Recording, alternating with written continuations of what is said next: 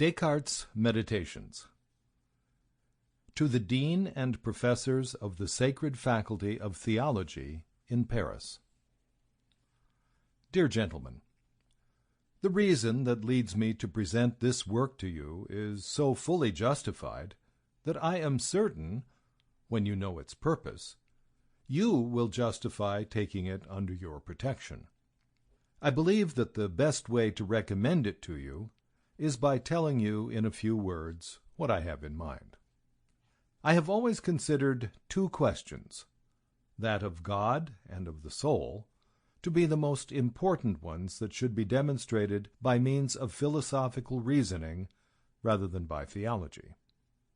Although it might suffice, for those of us who are believers, to accept by faith that there is a God and that the human soul does not die with the body, it certainly does not seem possible to convince infidels to adopt any religion or any kind of moral virtue if we do not first prove these two things by way of natural reasoning.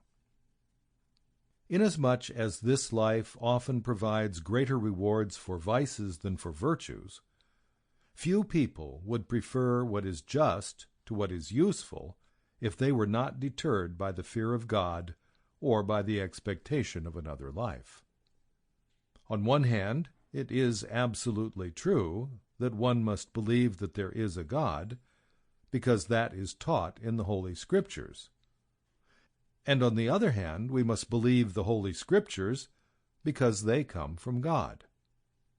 Because faith is a gift from God, the one who gives that gift in order to make other things believable can also give that gift in order to make us believe that he exists. Nevertheless, we cannot present this proof to infidels because they would think that this commits the fallacy that logicians call reasoning in a circle. To tell the truth, I have observed that you, gentlemen, and all other theologians, not only maintain that the existence of God can be proved by natural reason, but also that we can infer from the Holy Scriptures that the realization of this existence is much clearer than many things that have been created. Actually, it is so easy that those who do not grasp it are to be blamed. This is made clear by the following words from the Book of Solomon, chapter 13, where it tells us, "Their ignorance is not pardonable, because if their mind has penetrated so far into the knowledge of things in the world, then how is it possible that they have not found their sovereign master?" And in the first chapter of Romans, it says that they are inexcusable. Likewise, in the same place we find these words, "What is known about God is manifested in them." It seems that we are being advised that everything we know about God is not to be found anywhere but in ourselves, and that our mind alone is capable of providing it.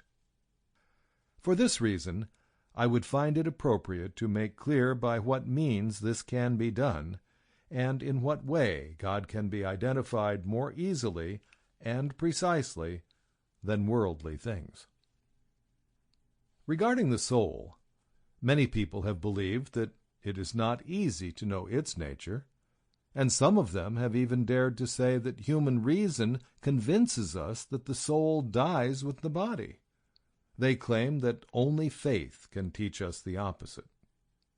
However, the Lateran Council under Leo X condemned that view in Session 8 and decreed that Christian philosophers should dismiss the arguments of those people and verify the truth.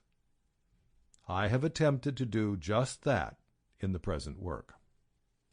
Furthermore, I know that many irreligious people do not want to believe that there is a God and that the human soul is separate.